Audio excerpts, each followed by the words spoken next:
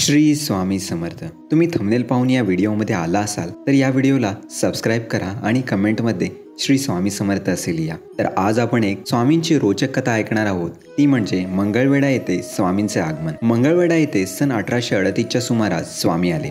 तेथे सुमारे 12 वर्षे त्यांचे वास्तव्य होते, परंतु त्या काळात त्यांना तिथे विशेष प्रसिद्धी मिळाली नाही।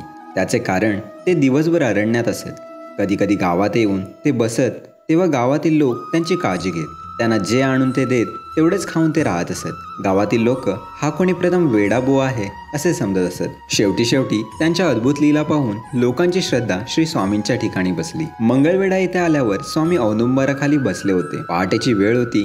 स्वामींच्या सभोवती प्रकाश पडला होता। कृष्णंभट नावाचे गृहस्थ देवपूजेस्त फुले आणण्यासाठी बाहेर पडले होते। त्यांनी यतिपुरुषाला पाहिले व त्यांना साष्टांग नमन केले। स्वामींनी डोळे उघडले व त्याला म्हणाले, तुझी दत्तोपासना अनेक जन्मांची आहे।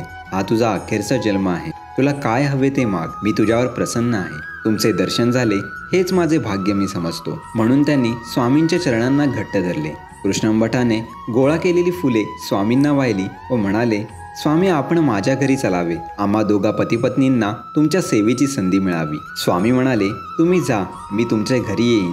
स्वामींचे शब्द ऐकून त्यांना अत्यानंद झाला व ते घरी परतले। कृष्णंभट गरीब होते। एका साध्या घरात ते राहत होते, परंतु चेहऱ्यावर सात्विक भाव व समाधान दिसत होते। एके दिवशी स्वामी त्यांच्या घराबाहेरील ओट्यावर येऊन बसले।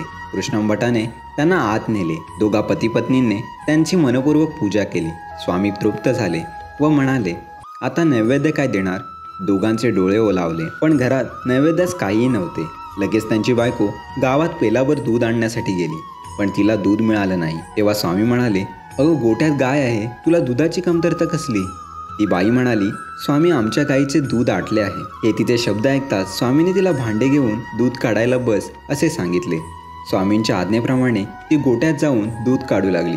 तेव्हा कासंडी भरून गायीने दूध दिलेले पाहून त्या दोघांना नवल वाटले। गावात ही बातमी पसरली व लोकांचे थवे कृष्णंभटाकडे झेपावले। शेवटी एवढंच म्हणीन, होतापदी भाव स्वामी घेती अशी धाव। श्री स्वामी समर्थ।